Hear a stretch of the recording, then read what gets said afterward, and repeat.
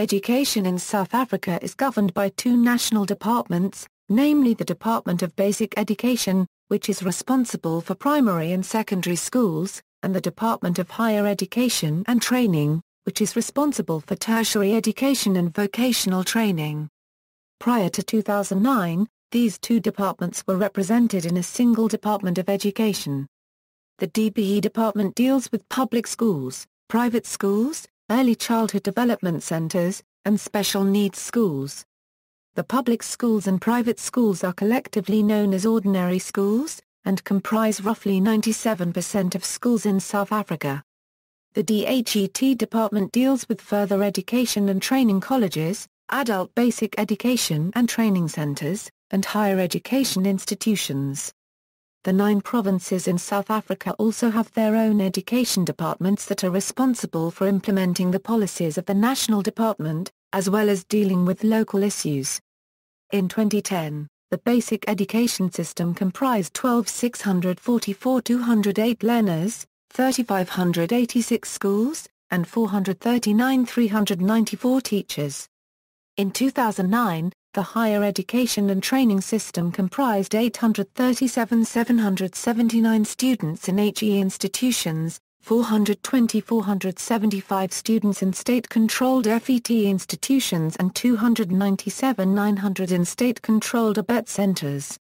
In 2013, the South African government will spend 21% of the national budget on education.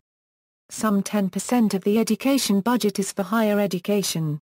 According to the National Census of 2011, among the South African population, 35.2% of Black African, 32.6% of Coloreds, 61.6% of Indians, Asians and 76% of white citizens have completed an education of high school or higher. 41.7% of the total population has completed an education of high school or higher, whereas 8.6% of the population aged 20 years and older has not completed any schooling.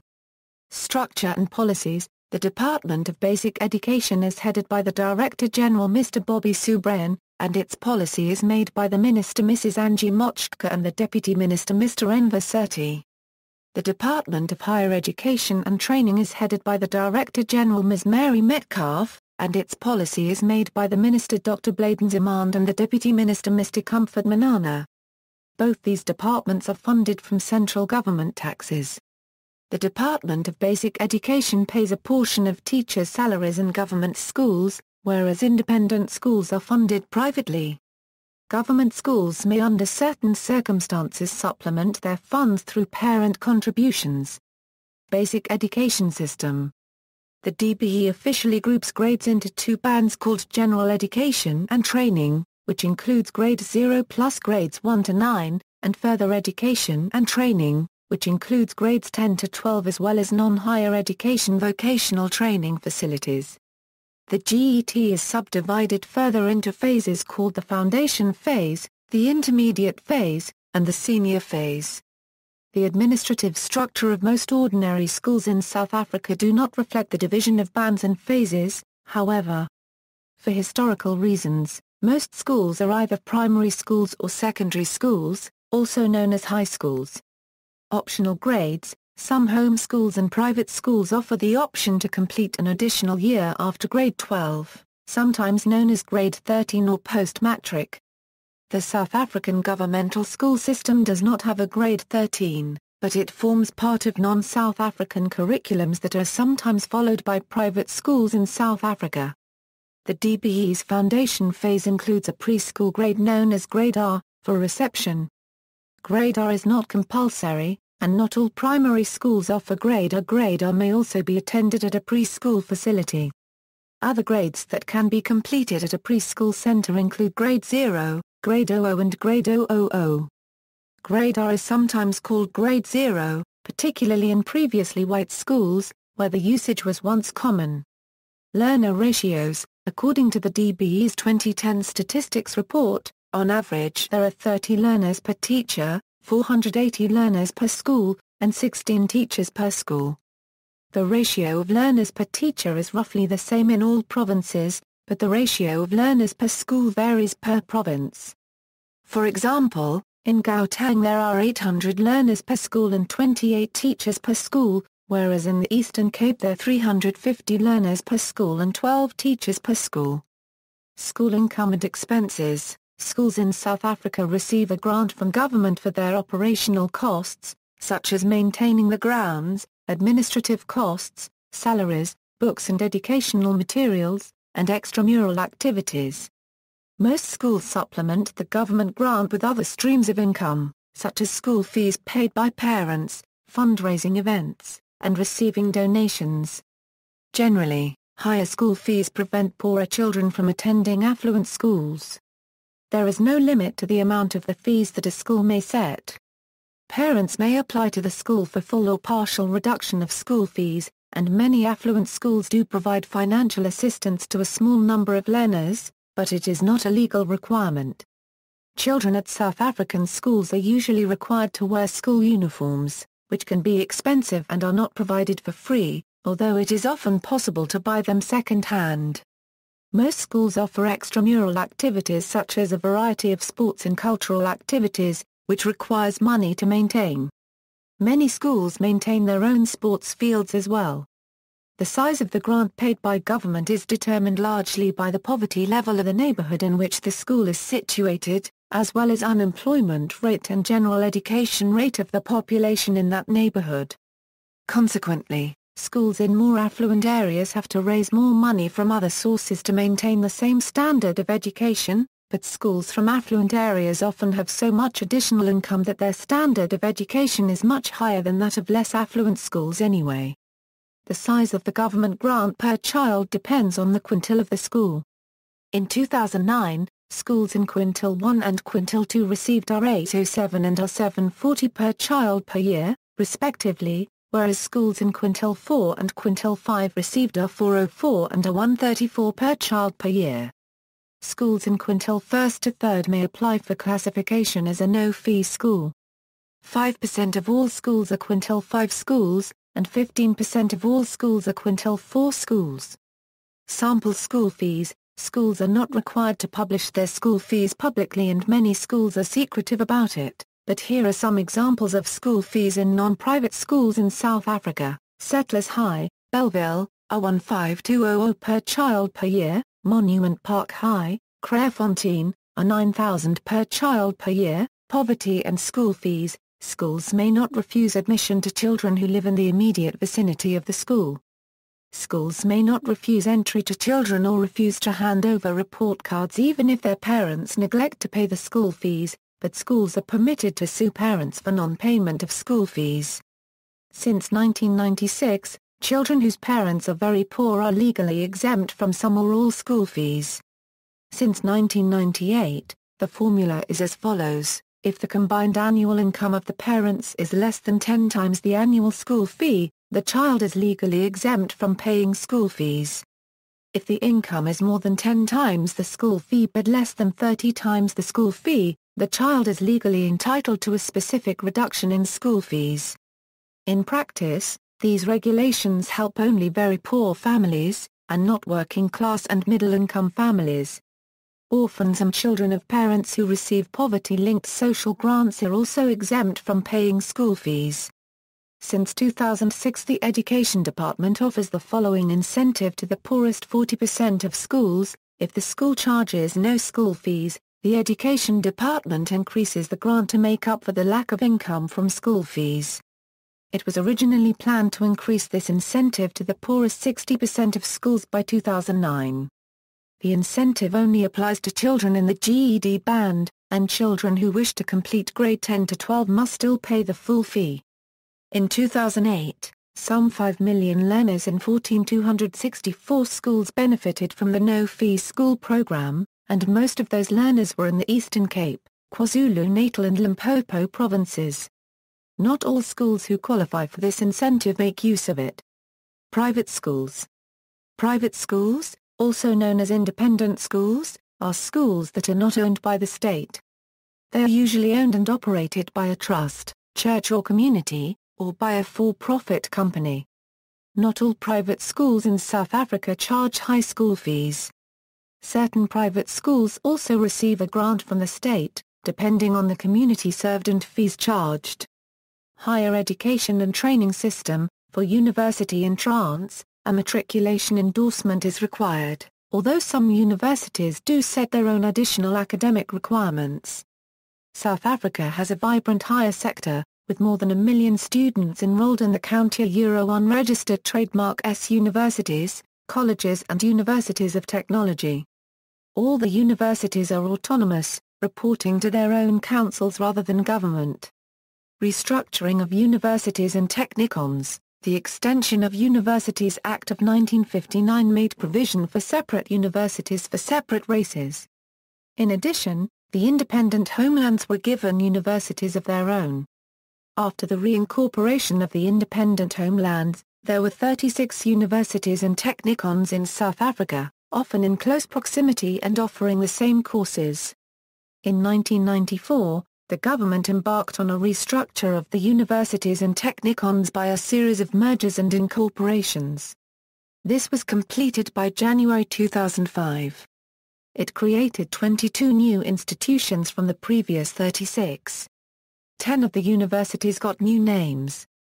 History, 1806 to 1900. The earliest European schools in South Africa were established in the Cape Colony in the late 17th century by Dutch Reformed Church elders committed to biblical instruction, which was necessary for church confirmation. In rural areas, itinerant teachers taught basic literacy and math skills. British mission schools proliferated after 1799, when the first members of the London Missionary Society arrived in the Cape Colony. Language soon became a sensitive issue in education. At least 24 English-language schools operated in rural areas of the Cape Colony by 1827, but their presence rankled among devout Afrikaners, who considered the English language and curriculum irrelevant to rural life and Afrikaner values. Throughout the 19th century, Afrikaners resisted government policies aimed at the spread of the English language and British values, and many educated their children at home or in the churches. After British colonial officials began encouraging families to emigrate from Britain to the Cape Colony in 1820, the Colonial Office screened applicants for immigration for background qualifications. They selected educated families, for the most part, to establish a British presence in the Cape Colony. After their arrival, these parents placed a high priority on education. Throughout this time, most religious schools in the Eastern Cape accepted Xhosa children who applied for admission. In Natal, many other Nguni-speaking groups sent their children to mission schools after the mid-19th century. The government also financed teacher training classes for Africans as part of its pacification campaign throughout the 19th century.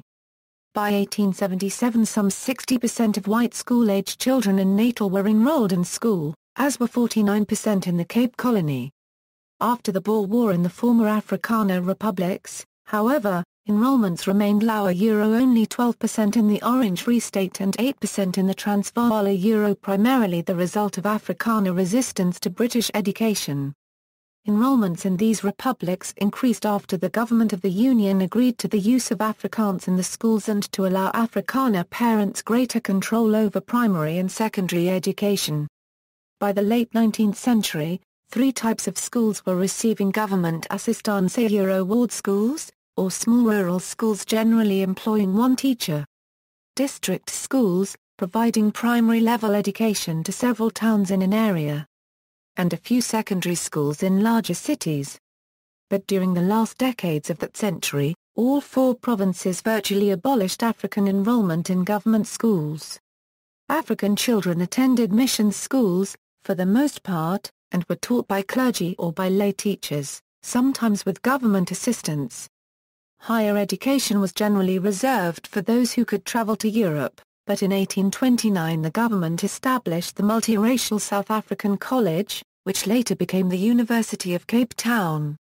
Religious seminaries accepted a few African applicants as early as 1841. In 1852 the independent state of Transvaal and in 1854 the Orange Free State established their own institutions of higher learning in Dutch. The government established Grey Collegia later the University of the Orange Free State in Bloemfontein in 1855 and placed it under the supervision of the Dutch Reformed Church. The Gray Institute was established in Port Elizabeth in 1856. Granulph Rhynet College was founded in 1860. The Christian College was founded at Potchefstroom in 1869 and was later incorporated into the University of South Africa and renamed Potchefstroom University for Christian Higher Education. 1900 to 1948, following the British victory in the South African War, the British High Commissioner for Southern Africa, Sir Alfred Milner, brought thousands of teachers from Britain, Canada, Australia, and New Zealand to instill the English language and British cultural values, especially in the two former Afrikaner republics. To counter the British influence, a group of Afrikaner churches proposed an education program, Christian National Education, to serve as the core of the school curriculum. The government initially refused to fund schools adopting this program, but Jan C. Smuts, the Transvaal leader who later became Prime Minister, was strongly committed to reconciliation between Afrikaners and English speakers. He favored local control over many aspects of education. Provincial autonomy in education was strengthened in the early 20th century, and all four provincial governments used government funds primarily to educate whites. The National Party was able to capitalize on the fear of racial integration in the schools to build its support. The NP's narrow election victory in 1948 gave Afrikaans new standing in the schools and, after that, all high school graduates were required to be proficient in Afrikaans and English.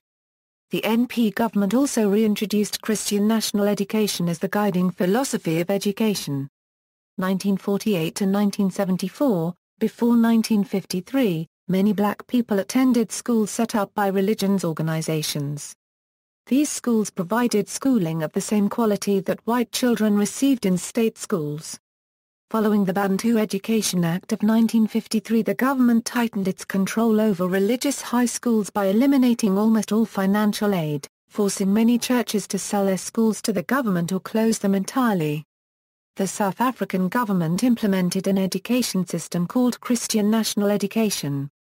The basis of this system is that a person's social responsibilities and political opportunities are defined by that person's ethnic identity. Although CNE advanced principles of racial inferiority, it promoted teaching of cultural diversity and enforced mother tongue instruction in the first years of primary school. The government gave strong management control to the school boards, who were elected by the parents in each district. In 1959, the Extension of University Education Act prohibited established universities from accepting most black students, although the government did create universities for black, colored, and Indian students. The number of schools for blacks increased during the 1960s, but their curriculum was designed to prepare children for menial jobs. Per capita government spending on black education slipped to 1/10 of spending on whites in the 1970s. Black schools had inferior facilities, teachers, and textbooks. 1974 to 1983, in 1974, the Minister of Bantu Education and Development issued a decree commonly known as the Afrikaans Medium Decree, in which the use of both English and Afrikaans was made compulsory in black secondary schools. In this decree, physical science and practical subjects would be taught in English, mathematics and social science subjects would be taught in Afrikaans, and music and cultural subjects would be taught in the learner's native language. The minister said that the reason for this decree was to ensure that black people can communicate effectively with English and Afrikaans-speaking white people. This decree was unpopular with learners and teachers alike, particularly in towns like the Johannesburg township of Soweto, where practically no one spoke Afrikaans.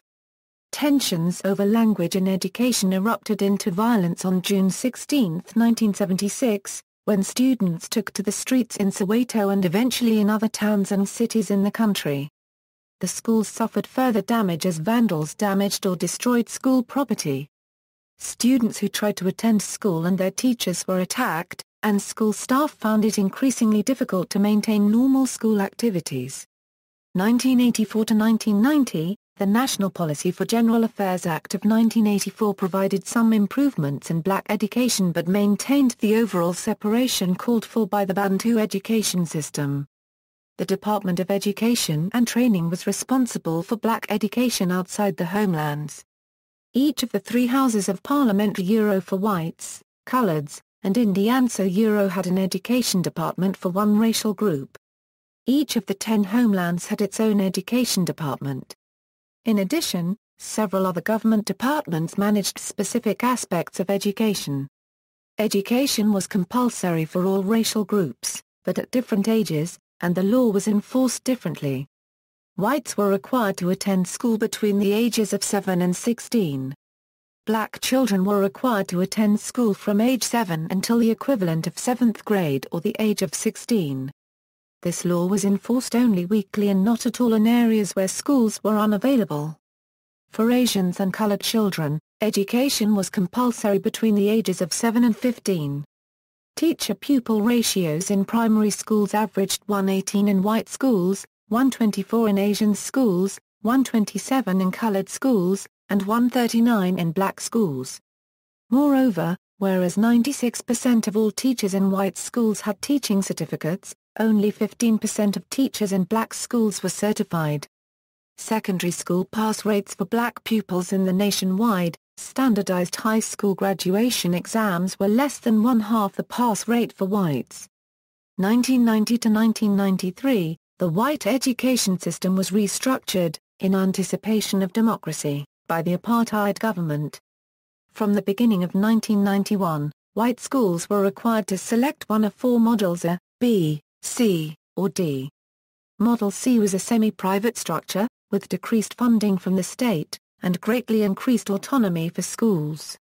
Although most white schools opted for the status quo, by 1993, due to government policy, 96% of white public schools became Model C schools. Although the form of Model C was abolished by the post-apartheid government, the term is still commonly used to describe former whites-only government schools, as of 2013. 1994 to 1997, under apartheid South Africa, there were 8 education departments that followed different curricula and offered different standards of learning quality.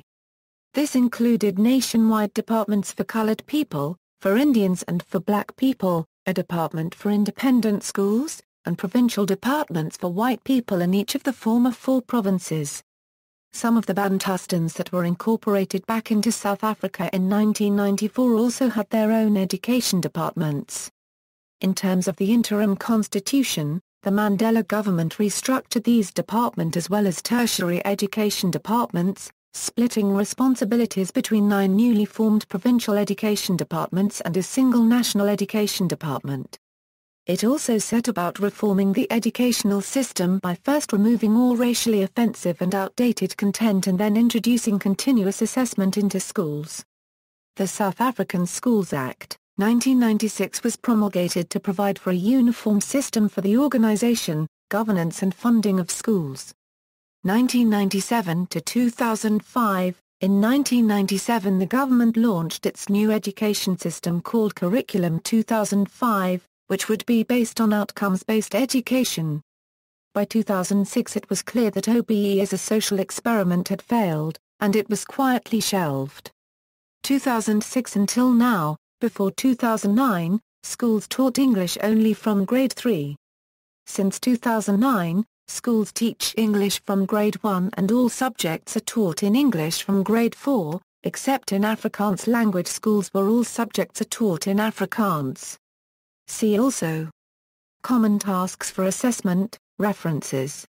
External links: The Specialist Schools and Academies Trust in South Africa, National Department of Education, Education in South Africa at southafrica.info. Education in South Africa from the Southern and Eastern Africa Consortium for Monitoring Educational Quality, http, www.sool.stanford.edu, http, www.education.gov.za, Essays Human Development Index is rising February 2, 2011, a document in the public domain, Tertiary Education Options in South Africa, further reading, The Next 25 Years. Affirmative Action in Higher Education in the United States and South Africa. David L. Fetherman, al. University of Michigan Press. 2009. 416 pages. ISBN 978-0-472-11705-5.